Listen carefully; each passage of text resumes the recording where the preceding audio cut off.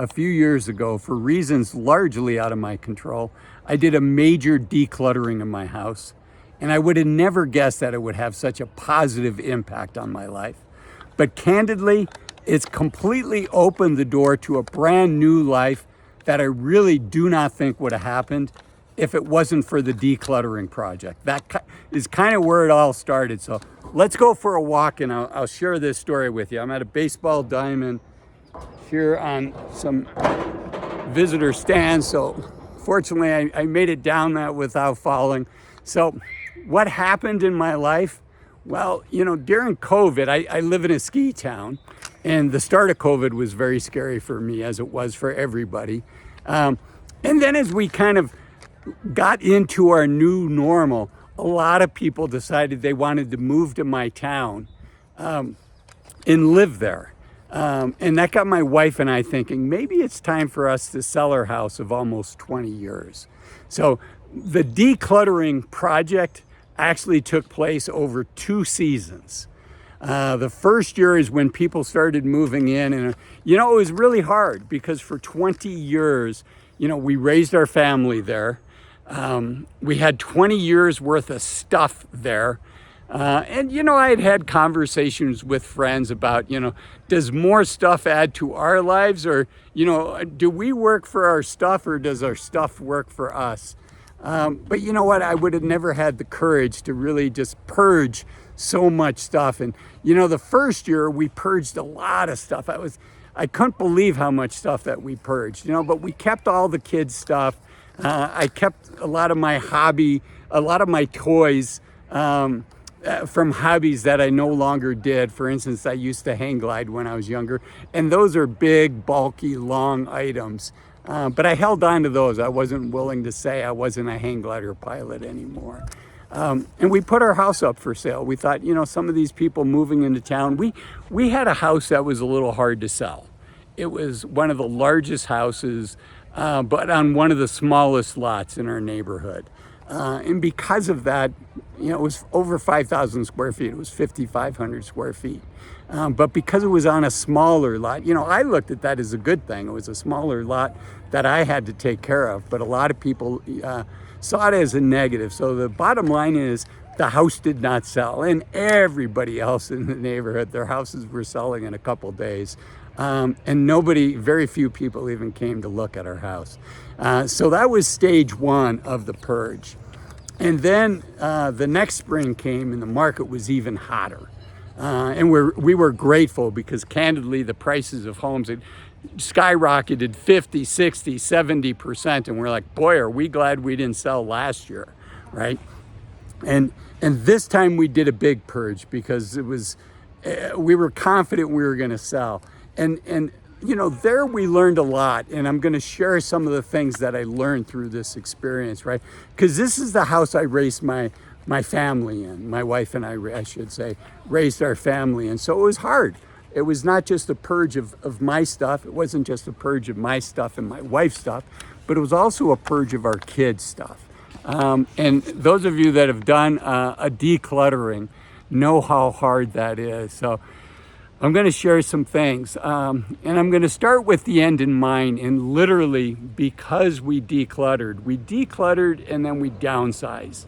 We went from 5,500 square feet to a townhouse that's 1,500 square feet. And it literally changed my life. I have so much more freedom now. And I don't feel like my stuff owns me. And everything that we kept are things that bring me joy and I have value for. We got rid of all the stuff that was, just kind of keepsakes, and you feel guilty and you don't want to get rid of it. But let me talk about the process, okay? But I want to share that life is better on the other side of a major purge, even though it's super hard to go through. And probably the hardest thing for us was our kids' stuff, right? And behind me here is a playground. You can hear kids playing. Those aren't my kids playing, but you want to be able to preserve your kids' memories. And so my wife and I weren't quite sure how to do it, but where we ended up was we got a large container It was probably 3 feet. It was probably what, 30 cubic feet, so 3 feet by 3 feet by 3 feet. Am I right? That would be 27 cubic feet. And we told the kids, keep everything that you want that fits in this container. But and my kids were 18 and 20 at the time. But we told them, you know what? If it doesn't fit in this container and you want to keep it, you've got to figure out where to store it. And you might have to pay for a storage unit. So like my oldest daughter wanted to keep her bedroom set, but she didn't want to pay to store it. And the reality is my wife and I would have had to pay to store it, right? So that worked out. That felt like it was a big enough container that my kids could keep the things that mattered in their life. But they still had to say, is it worth keeping these big bulky things? Or can I say goodbye to them? So the tough thing was the kids. And when you think about it, it's not like my kids' stuff is not being enjoyed anymore. In fact, I would argue it's probably being enjoyed more, right? We either sold it at a very low price, we had a garage sale, we practically gave everything away, or we donated it, or we found a family that could use it. And it's probably being used 10, 20, 30 times more often than it would have been if it had stayed in our house and if we had had to keep this large house just for our stuff. And you think about how crazy that is, right? So that worked out okay. And then we had I had just things that my parents had saved for me from when I was a kid. And my father has passed away. My mom is fortunately still with me, but I had some stuff from my father. And I had to decide what I did with that. And you know what? I gave myself the same rule I gave my kids. Both my wife and I had a big container and said, this is for our keepsakes. But anything that doesn't fit in this box, you know what? These objects are not people. We can still respect, we can still love, we can still cherish these memories, but we don't have to keep all of this stuff from previous generations. For instance, my parents had bought us formal china. I guess several guests from our wedding had bought us formal china. And I think in 30 plus years of marriage, my wife and I had used it just a couple times. So you know what, we gave that away, and it was expensive when people bought it. But it's not a current set. It's not like we could sell it on eBay. So we did sell it. I think I said we gave it. I think we did give it away. But anyways, that doesn't matter. But it's hard parting with some of these things. Just because somebody sacrificed to give it to you. But again, making these hard decisions, and if it was something I really wanted, I had my 3x3x3 container that I could put it into. Okay, the next one is really focus on what you want to keep. Just keep the stuff that brings you joy. The memories, I took a lot of pictures of things that are on my cloud service backup now, and I can still look at those things, but they don't take up physical space anymore. I mean, we had rooms that were just filled with stuff, and we got rid of that. Okay, the next thing I want to share is, I'm glad that we did end up selling our house, which is the good news. The first couple that came and saw it gave us a very nice offer, and they're raising their family in that house. It was a great house for us, and it's going to be a great house for them. But I'm glad that we downsized, because I think decluttering only works for so long, and then you have to maintain that discipline. So however you maintain that discipline, I encourage you to do that.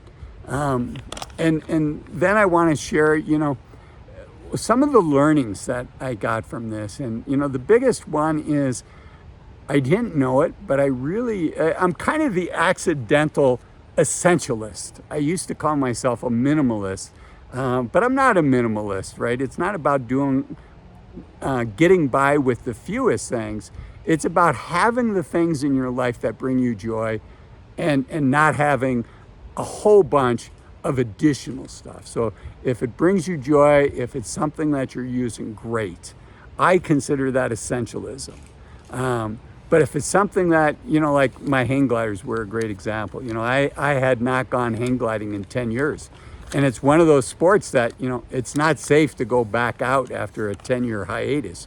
You've got to go through a lot of training. So really think about the things that bring you joy and focus on those. So that's one. And the other one is, you know, it's funny how our lives go. You know, when I was in college, you know, I probably lived in, at most, 500 square feet. It was probably closer to 300 square feet. I was what was called a resident advisor on my floor. So I got kind of a larger room than most, and I got it to myself. But, you know, I had everything that I needed. And somehow, as we go through life, and I'm close back down to that as well, having everything I need. But it's not much more than what I had when I was a college student. And you know what? It's amazing how constant life becomes. So think about what brings you joy, and really focus on that, because I think it'll give you freedom. In my case, it gave me freedom during COVID, during the last chapter of COVID, to be able to travel and to work remotely from various countries, which brought a tremendous amount of joy. I really don't think I would have done that if I had a 5,500 square foot house that I had to maintain, or I had to pay other people to maintain.